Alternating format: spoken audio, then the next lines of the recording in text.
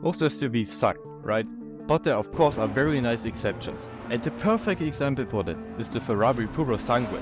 It makes 715 horsepower as well as 760 Nm of torque from a naturally aspirated 6.5 liter V12. It allows for 3.3 seconds 0 to 100 times. Think of that, in an SUV. It also has the same all-wheel drive system as the FF and GTC for Lusso, so it has 2 transmissions. The system is only active from 1st to 4th gear or to about 200 km an hour, and afterwards it's rear-wheel drive.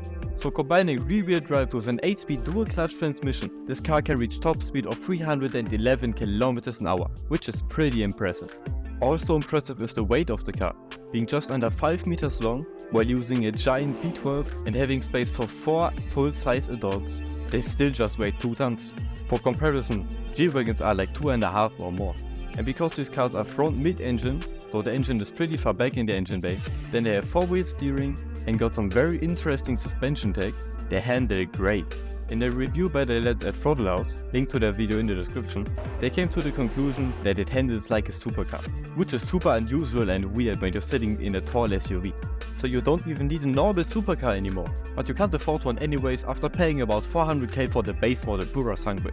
And with options, you can probably go up to like 700k. But next to their supercar DNA, they are still a luxurious Ferrari. So they compete with cars like the Euros and the DVX and offer everything you can ask for.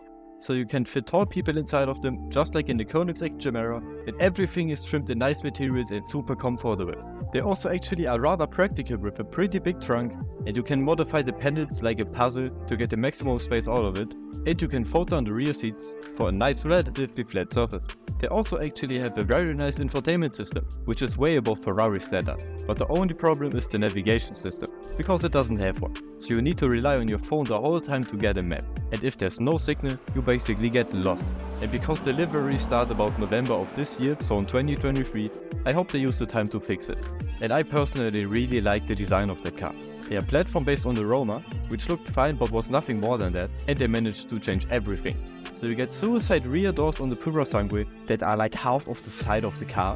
So they have this very stacked and curvy front, which doesn't even look that big, with the very slim SF90 headlights, and I think it looks very nice. Then it goes over with a very elegant and low roofline to create a very sporty feeling, and just finish it up with a beautiful rear end with a lot of curves and a giant diffuser. And they managed to hide the size very well. So if you somehow have the money to buy one, it might be worth it. So tell me what you think about the Purosangue in the comments. And on that note, I hope you liked the video and enjoy the rest of your day. So maybe I'll see you in this video right here. Until next time.